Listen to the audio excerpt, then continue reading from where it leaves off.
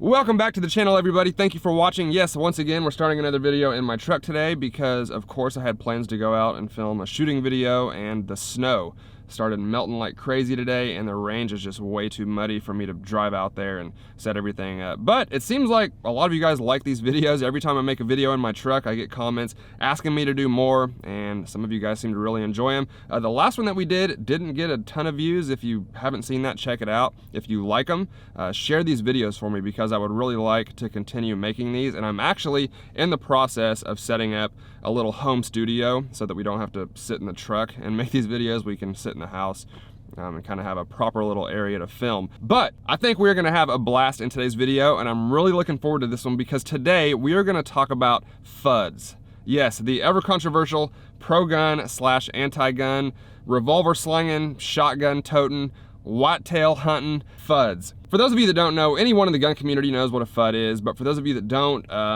a quick little rundown. The term obviously stemmed from Bugs Bunny, Elmer Fudd, the I'm hunting wabbits shotgun hunter on Bugs Bunny, and it's kind of evolved into a really common term in the gun community that's given to anyone who claims to support gun rights, but they really don't think you should own anything other than what they own. So if it doesn't affect them, they don't support it, or they don't care whether or not you own it. Some of them even go as far as thinking you shouldn't own it, like AR-15, semi-automatic pistols. You know, they're kind of shotgun only revolver guys that don't really, get into the modern guns and think a lot of that stuff should be left for military and not in the hands of civilians. But for the sake of the video, a Fudd doesn't have to be the stereotypical, middle-aged man that wears camo and hunts deer. It could be a housewife in California, as long as they fall into that category of claiming to be pro-gun, but really they don't support the Second Amendment the way it was written. To me, that is what a Fudd is for today's video. So today we're gonna poke fun at these Fudds a little bit, and this video is gonna be the top 5 myths or lies that we've all heard from Fudds.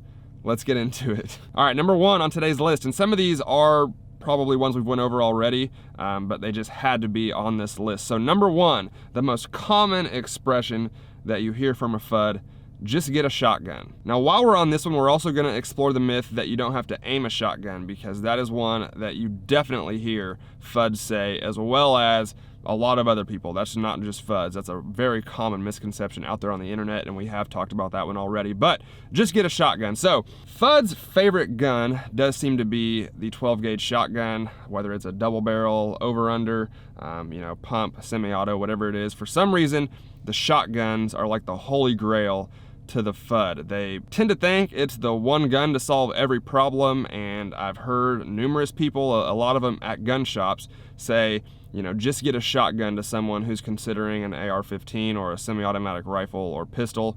The shotgun definitely is the go-to for the Fudds out there. Now, that being said, I love shotguns. I have several shotguns. They're great home defense weapons. They're just a great all-around gun, probably the most versatile gun on the market, but there's definitely better options for different situations, and for whatever reason, the Fudds are 100% okay with the shotguns, but not with the semi-automatic rifles and handguns. So while I love shotguns, and I think most of you watching this video probably love shotguns as well, it doesn't mean that they're the best gun for every self-defense situation. There's definitely better options, and the shotgun, for one, it recoils like crazy, and for new shooters or someone who's taking advice from someone at a gun shop, it probably means they're, inexperienced or don't know a whole lot.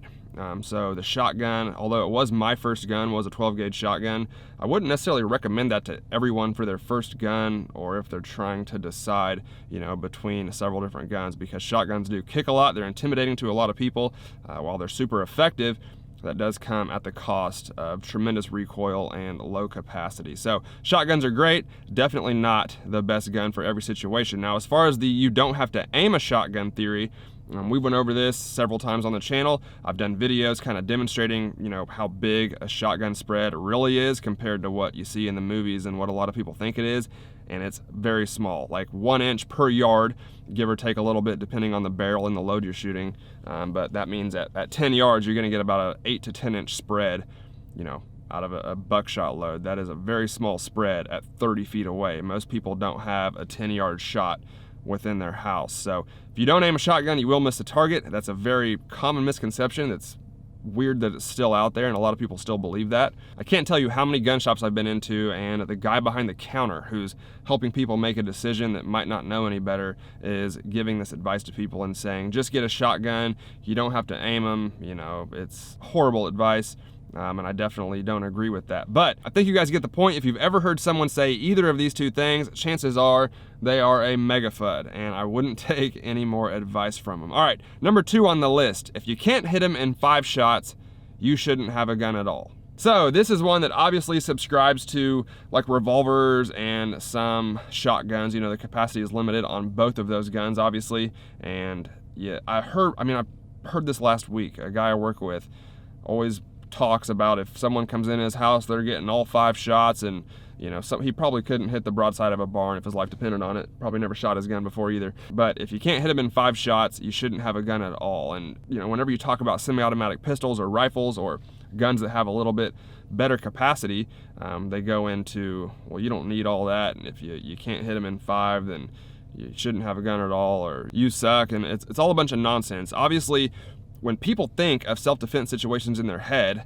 they think of one guy coming in their house and it's you versus him. That's obviously not the case. A lot of the time there's groups of people that come in. All kinds of crazy circumstances can happen in a self-defense situation, and just because you might be able to hit someone with 5 shots, most of us probably could. For one, that doesn't mean you're gonna hit a vital organ and stop that threat. It also doesn't mean he's the only guy there.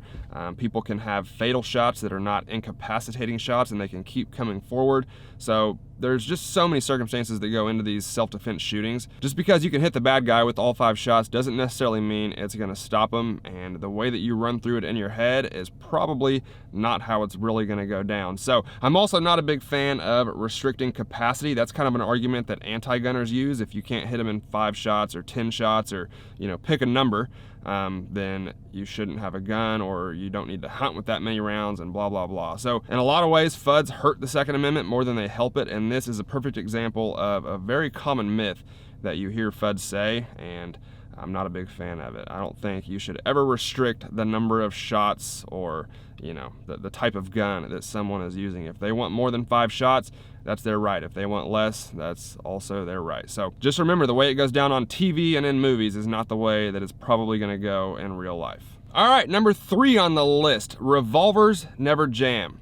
Now, this is one I gotta thank a viewer for, because in the last, I think it was like the top 5 myths that gun owners tell video I did, I had a viewer put this one in the comments, and I couldn't believe I didn't think of this. This is one that I've heard since I started getting into guns, and it's one of the big arguments that revolver guys use. Full disclaimer, I love revolvers. I'm not like a revolver hater or a semi-auto only kind of guy. Revolvers are great, especially for the bigger calibers that you really can't get in semi-automatic pistols. But that being said, the myth that revolvers never jam or never malfunction is completely untrue. And when they do malfunction, sometimes they can be very catastrophic. I actually have a revolver. Yep, I have one with me right here.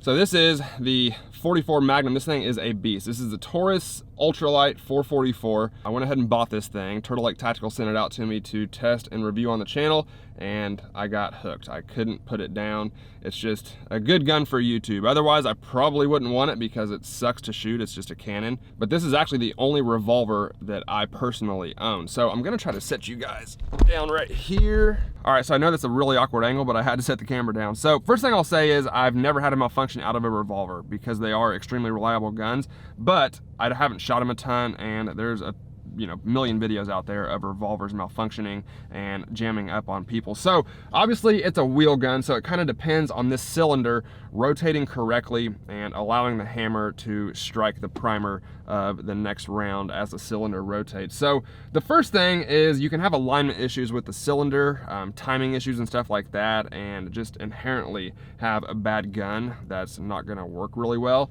That's probably not as common anymore, especially with really well-made revolvers. But one problem that I have seen is like a primer or a shell casing kind of walking out and jamming up the cylinder and stopping it from rotating. Another really common problem that I've seen is whenever people go to eject the spent shell casings and tap that down like that, all it takes is one stuck shell casing and your whole entire rod is jammed up and you cannot eject those spent shell casings. So obviously if that happens, you're kind of screwed, and there's not really a whole lot you can do, especially, you know, to quickly diagnose that revolver. Whereas with a semi-automatic pistol, apart from, you know, a catastrophic malfunction, you're pretty much going to be able to clear it, put a new magazine in there, and get back in the gunfight if, God forbid, you're in that situation. So, like I said, personally, I have not seen a revolver malfunction in front of me ever, I don't think. But again, I haven't shot them nearly as much as I have semi-automatic pistols,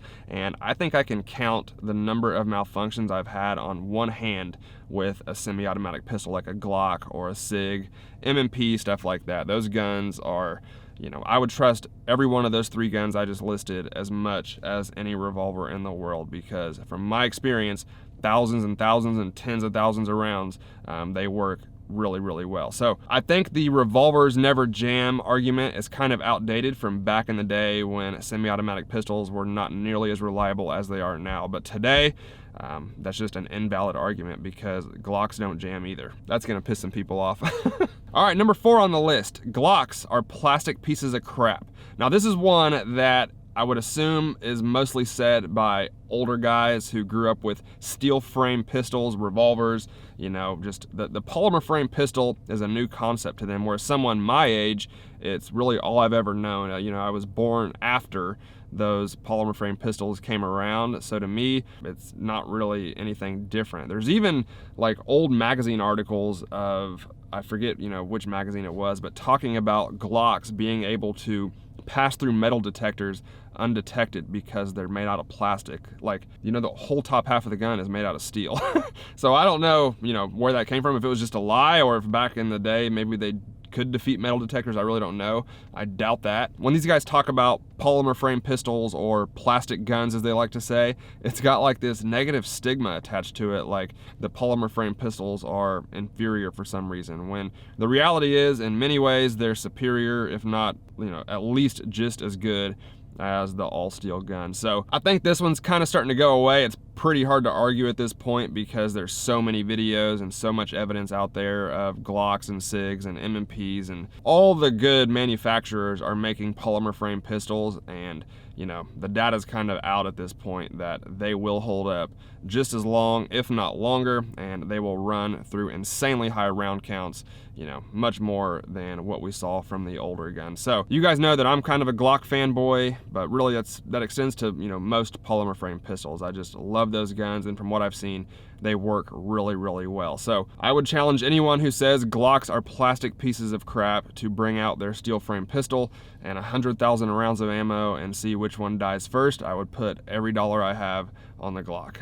Plus, Glocks and other polymer frame pistols are quite a bit cheaper too. So once again, I love 1911s. I love Beretta 92s. Those are awesome guns. There's a lot of steel frame guns that are just amazing, but just because you like one doesn't mean you have to hate the other and spread misinformation about it. Glocks are definitely not plastic pieces of crap. They're awesome guns. Now, number 5, and probably the most personally frustrating one to me, and I would imagine a lot of you guys as well, because this one bleeds over to the anti-gun politicians, and this is one that you hear a lot of them say, is you do not need an AR-15 to hunt. So like we talked about in the beginning of the video, Fudds are oftentimes shotgun hunters, and when I bring up the shotgun hunting thing, I will say, you know, most Fudds probably hunt, but I would say most hunters are not Fudds, if that makes any sense. So I'm not attacking hunters at all. You know, most people I know hunt, and they're definitely not Fudds. Most people that hunt are not Fudds, but I would say most Fudds do like to shotgun hunt. That's where the term originally came from. But yeah, so you always hear people say you don't need an AR-15 to hunt, which is just not true. People hunt with AR-15s all the time. They're awesome hunting rifles, you know, depending on what you're hunting. People hunt pigs with them like crazy. You could hunt, I'm sure, deer with them. A lot of people even consider it to be kind of a small caliber to hunt deer, so it's not this big evil rifle caliber that people make it out to be. It's, you know, a 22 caliber bullet, and for a lot of animals, people like to use something a little bit bigger. I'm not saying that you can't use an AR. Of course you could. You could, you know, if you hit something in the right spot, you could use just about any caliber. But yeah, they're definitely, you know, effective hunting tools depending on what you're hunting, and people use them every day to hunt all different kinds of animals. So that's a bunch of BS, but also, again, it goes back to regulating what someone else might or might not need. And just because you like to duck hunt or deer hunt with a shotgun doesn't mean that that's what's best for every style of hunting. There's disabled people, you know, there's a million different reasons why someone might not be able to hunt with a shotgun slug, or, you know, whatever it is that you choose to hunt with. And this goes back to that Fudd mentality of everything's okay as long as it's the stuff I have. If I don't have it, I don't care whether they ban it or not. That's ultimately what this goes back to. And all this does is give ammunition to the anti-gun politicians who bring up statistics and, you know, say stuff like 90% of gun owners support red flag laws. When they say stuff like that, for one, I don't believe it. I don't believe that they, you know, polled that many gun owners to begin with. But if they did, those would all be Fudds. If they support gun control like that, but claim that they are gun owners and they support the Second Amendment, then that is the definition of a Fudd. So that's number one, trying to control what other people may or may not need based off what you like to use or what you prefer. Number two, and most importantly, the Second Amendment says nothing about hunting. We've been over this on the channel before, but for some reason, the hunting argument always gets brought into the gun control debate. And obviously the Second Amendment is about the right to self-defense from a number of different things. Animals are not one of them. Hunting is not in the Constitution or the Second Amendment at all. So that argument is completely irrelevant, and that goes back to a Fudd's point of view is always, you know, what they do and what they use their guns for. Now, guns are great for hunting, and you know, that's probably a big market of gun buyers in this country are hunters. But there's a lot of people who have never hunted an animal in their life and probably have, you know, 40 gun arsenals and stuff like that. So in my opinion, it's our right to own these things, and that's all that matters. I don't have to explain to anyone why I own the guns I own. All right, everybody, that is gonna do it for me today. Thank you all for watching. I hope I didn't ramble too long on this one. I never know how long these videos are gonna be until I get in the house and edit them. I feel like I've been talking for quite a while on this one, but I hope you guys enjoyed it. If you did, please share this video. The last one that I did, I got a bunch of comments from you guys saying that you loved it and you wanted me to do more of these. Like, some of you said it was your favorite video I've ever done, but it only got a few thousand views. So if they get more views, it kind of gives me the incentive, and it lets me know that you guys enjoy watching it, and then I like to do more of those videos. So if you liked it, or if you liked the previous one that I did, please share it for me. I'd really appreciate it. As far as the Fudds go, this is just, you know, a video I had to make. I had to poke fun at the Fudds because there's just so much ammunition. It's so easy to do, and we could probably make 5 or 6 of these videos, honestly. So if you liked it, let me know. We'll do more down the road. I would absolutely love that. But if you did enjoy the video, guys, as always, hit that thumbs up button for me. I'd really appreciate it. Thank you all for watching, and I'll see you next time.